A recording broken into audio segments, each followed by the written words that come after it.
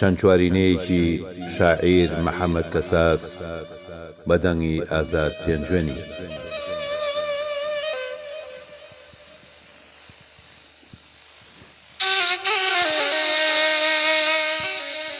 وەرە ساقی بێنە بادە با لێوان بێ لە شەراب، شەرابی ئاڵی لێوان بێ ناک بسووتێ چون کەباب.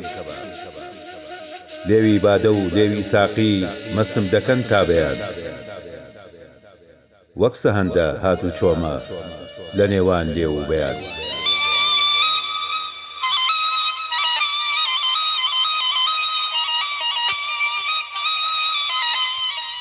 لێو بەباری لێوی ئاڵم لێوی بادە دێتە لام، غەمزەدەی نیگای چاوانم نازداری شیرین کەلام.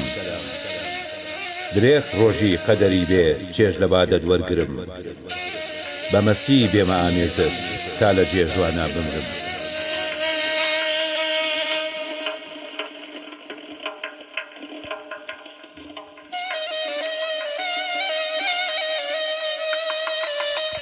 ساقی فیدات بم بە تیری غەمزە و نازت کوشتمت، وەکو دواپێکی بەدمەستی لە سفرەی ژینا ڕشتمت. ماچی لە لێوی تەڕی تۆ هەتوانە بۆ بڕینی دڵ، وەکو پەروانە دەسووتێم بە نووری ساقی سوورە گوڵ.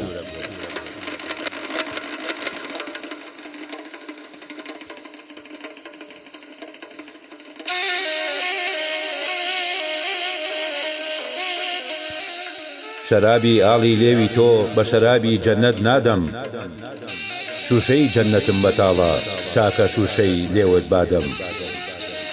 گەر هەموو دنیا لۆمەم بکەن لە مەستی لێوت لا نادەم، بە مەرگیش بێ تا مەزرۆی تۆم باڵا نەمانی دەم بادەم.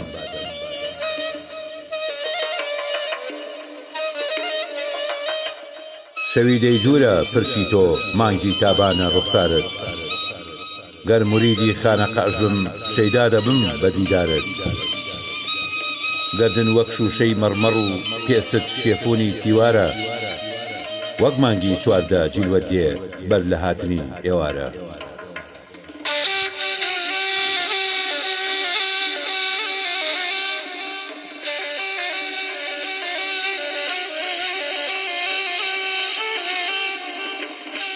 پڕ بە دەروون ئاوێزانی نیگای جوانی ئاوێزانم، بەردەبازی سوێسکە و شەی نێوانی هەردوو لێوانم.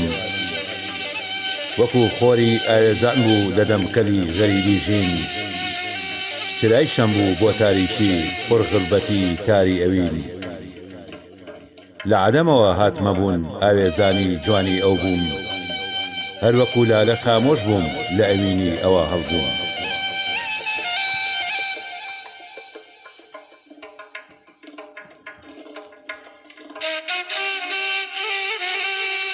چ جولبەرێکە ئەو شۆخە بزانایەتە سەر لێوی، پەشێوە حاڵی بیمارم بۆ خەمی حاڵی پەشێوی.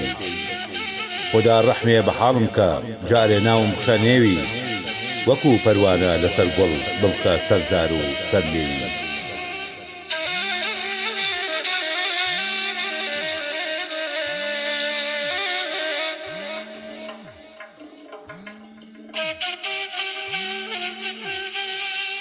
قەوسی ئەبرۆت شیری موژگان تیغی نیگات، وەک لەشکری تاتار هاتن بێسین و جیم. دڵیان بردم گیانیان کوشتم هێزیان بڕیم، دوجار خەندە و بزە و ئەوینیان پێبەخشیم.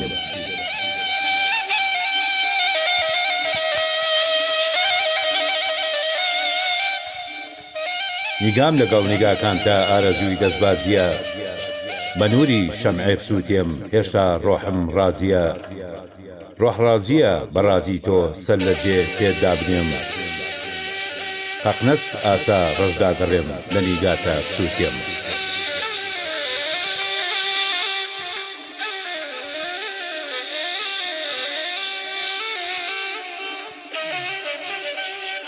تا بمێنم تۆ پەرستم دەتپەرستم ئەبەدی، شەرعی ئیلاهیش پێم بڵێ تۆ کافری مرتەدی. تۆ دوا قیبلە و ڕووگەی منی لە ڕێگاتا لا نادەم،